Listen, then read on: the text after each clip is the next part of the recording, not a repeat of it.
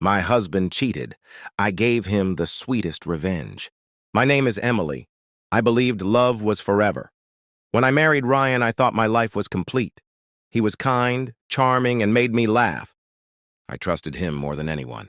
We built a small home together, filled with laughter and simple joys. Every night, I cooked his favorite food, and every morning he kissed me before leaving for work.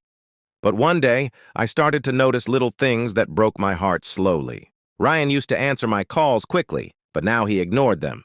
He came home late, saying he was busy at work. His shirt smelled of perfume I didn't own. At first, I thought I was imagining things. Maybe I was too tired. Maybe I was too insecure. But then, I found a red lipstick mark on his collar. My hands shook as I touched it. My heart whispered the truth I didn't want to hear. One evening, I asked him directly, "Ryan, is there someone else?" He laughed coldly and said, "Emily, stop being crazy. You are overthinking." But his eyes looked away from mine. That night, I couldn't sleep. I stared at the ceiling and felt my chest burn. I promised myself I would find out the truth, no matter how much it hurt. Because I knew my heart was not lying. The next day, I followed him quietly. I told him I was visiting my mother, but instead, I walked behind him at a distance. He went to a fancy restaurant and sat with a woman I had never seen before. She had long black hair and wore a red dress. They laughed, held hands, and Ryan kissed her cheek. My heart shattered, but my eyes turned cold. I walked away, but I did not cry. I went home and sat in silence. I boiled tea, but I couldn't drink it. My hands trembled as I held the cup. I thought about every promise he made to me. Every word felt like a knife. But instead of breaking down, something changed inside me. I decided that if Ryan wanted to play games, then I would play smarter. I would not scream or fight. I would give him the sweetest revenge. First, I acted normal. I smiled, cooked, and spoke sweetly. Ryan thought I suspected nothing. He became careless. He left his phone unlocked. I saw texts from the woman. She called him my love and sent heart emojis.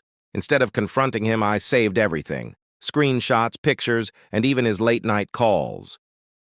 My silence was my strongest weapon, and he did not know I was holding it. To make my plan stronger, I started working again. I found a job at a small bookstore. It gave me money and freedom. Ryan didn't even notice.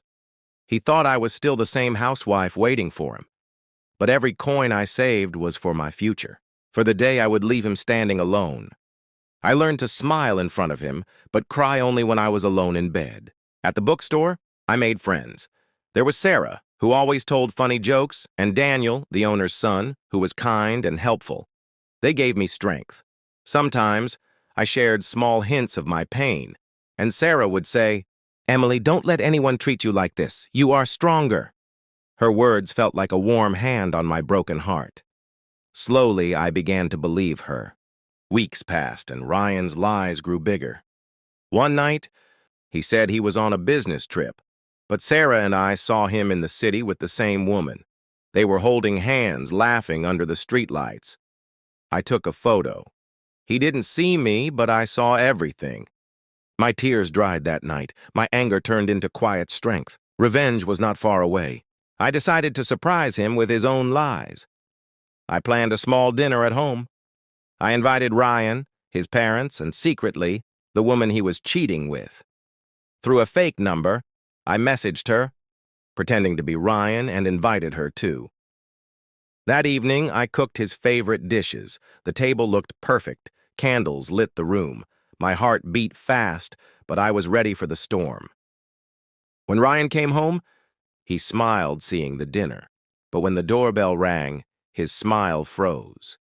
The woman in the red dress walked in. Ryan's parents looked confused. The woman looked at him with love. I looked at him with calm eyes. "Welcome," I said softly. "Dinner is ready." Ryan turned pale, his hands shaking. The air was heavy and silence cut the room. Ryan tried to speak. "Emily, this is a mistake." But the woman interrupted. "Ryan, you invited me. Why are you acting like this?" His parents gasped. His father's face turned red. His mother covered her mouth. I calmly placed the photos and messages on the table. "No mistake," I said. "This is the truth." My voice was steady, but inside my heart raced like fire. His father shouted, "Ryan, how could you?" His mother cried. The woman looked shocked and angry. She grabbed her purse and left, slamming the door. Ryan begged, "Emily, please listen, it's not what you think."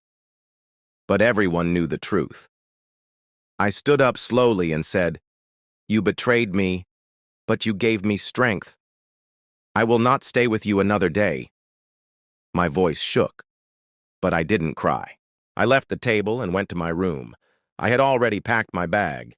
Inside were clothes, my saved money, and the documents I collected. Ryan followed me, begging, "Emily, don't go. Please, I will change."